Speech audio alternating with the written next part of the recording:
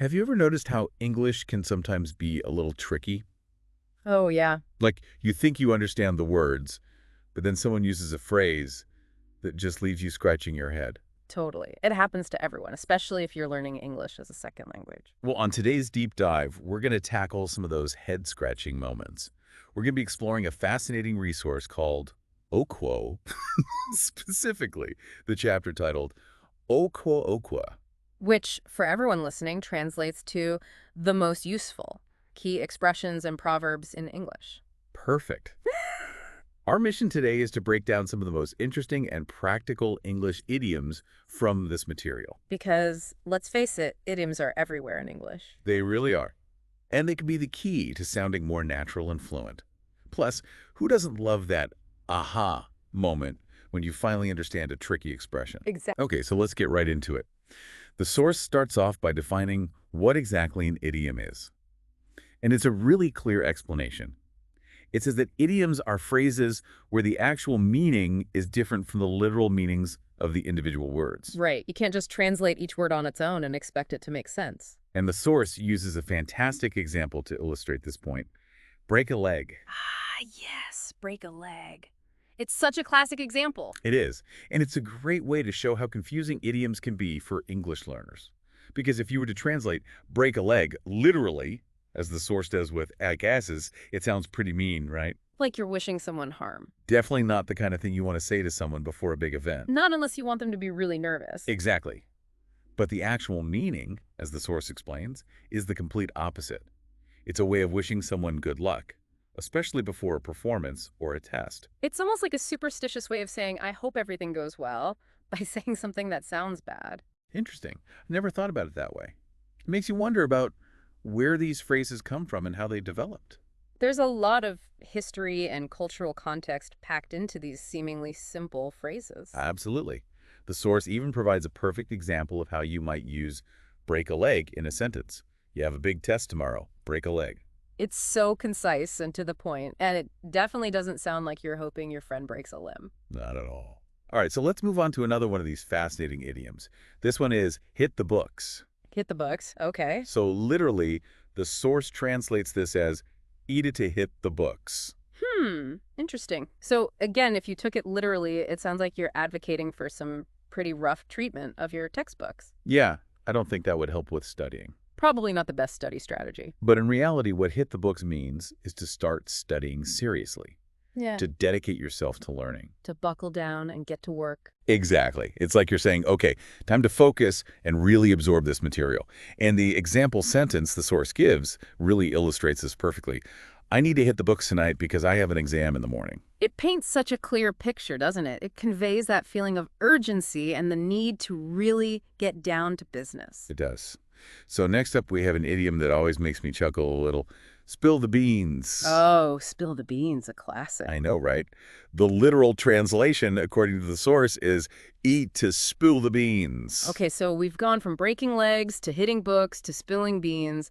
English idioms can be a wild ride. They really can. Yeah. But what does spilling beans have to do with revealing secrets? Well, the origin of this one is a bit unclear, but there are some interesting theories. One popular one links it to ancient voting practices where beans were sometimes used as ballots.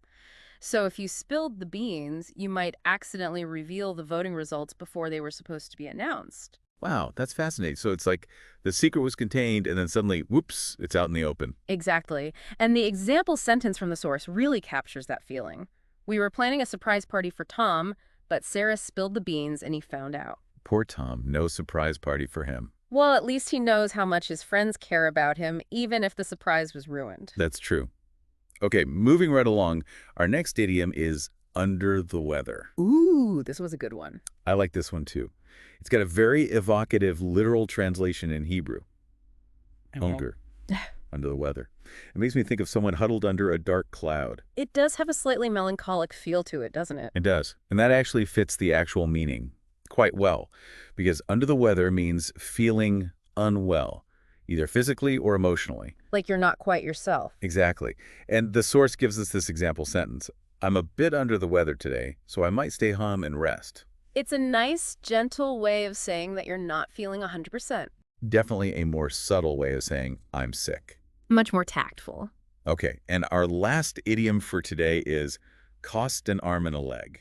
This one's pretty self-explanatory, even if you don't know the literal translation. It is, but let's hear it anyway. Right, so the literal translation is karima, to cost a hand and a foot. Wow, they really emphasize the costly part, don't they? They do, and the actual meaning is exactly what you'd think. Something is very expensive. The source gives us this helpful example.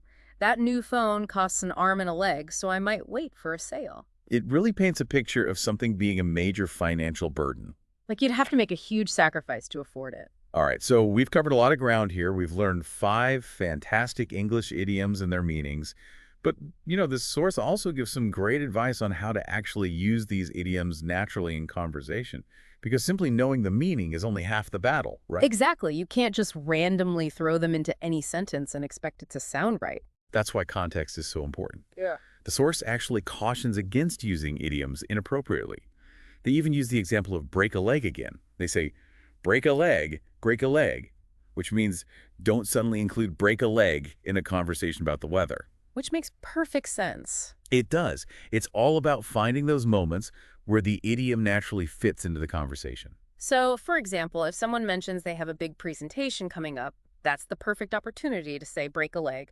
Or if they talk about an upcoming exam, you could suggest they hit the books. Right. It's about being mindful of the situation and using the idiom in a way that makes sense. And remember, even when used correctly, overusing idioms can make your speech sound a bit forced or unnatural. It's all about finding that balance. Very good point. So, how can we get better at using these idioms naturally? Well, the source has a really practical tip. They recommend creating flashcards with the idiom, its meaning, and an example sentence. And then, of course, reviewing these flashcards regularly. Classic flashcard strategy. It's so effective because it helps you build those connections between the phrase and its meaning. And seeing it in a full sentence helps you visualize how to use it in conversation. Right. It takes it from abstract concept to practical application. Exactly. And the source also emphasizes the importance of actively trying to use these idioms in your daily life. So whether you're writing emails, chatting with friends, or even just thinking to yourself in English, try to incorporate these phrases whenever it feels appropriate. The more you use them, the more natural they'll become. Exactly. It's all about practice. And speaking of practice, the source also includes a small challenge for you, our listeners. It's a great way to put what we've learned into action. I love a good challenge. Me too. So here's the challenge. Try to use at least 2 of the 5 idioms we've discussed today in your next English conversation. Ooh, I like it. It doesn't matter if it's a text message, a casual chat with a friend, or even a work email. Just find an opportunity to slip those idioms in. Exactly. It's all about pushing yourself a little bit and getting comfortable using these phrases in real-life situations. And for anyone who's studying independently, the source has another great suggestion. Record yourself saying these idioms in a sentence. This will allow you to hear how your pronunciation and intonation sound, and you can make adjustments as needed. That's a great tip for self-study. So let's quickly recap what we've learned today. We've explored 5 amazing English idioms from our source material. Break a leg for wishing good luck, hit the books for when it's time to study hard, spill the beans for revealing a secret, under the weather, to describe feeling unwell, and cost an arm and a leg for when something is super expensive. And the key takeaway here is that understanding the meaning is just the first step. The real goal is to practice using them in the right contexts. Absolutely. It's about taking that knowledge and turning it into fluency. It's about going beyond the dictionary definitions and understanding the subtle nuances of how these expressions are used in real conversations. And so, on that note, here's a final thought for you to ponder. The fact that these vivid, non-literal phrases, these idioms, are so prevalent in English really shows how much of language goes beyond the literal meanings of words. It makes you wonder what other hidden meanings and cultural nuances you might be missing out on. It's like there's this whole other layer of communication happening beneath the surface. Exactly. And it makes you think about your own native language. Does it have similar idioms or colorful expressions? I'm sure it does.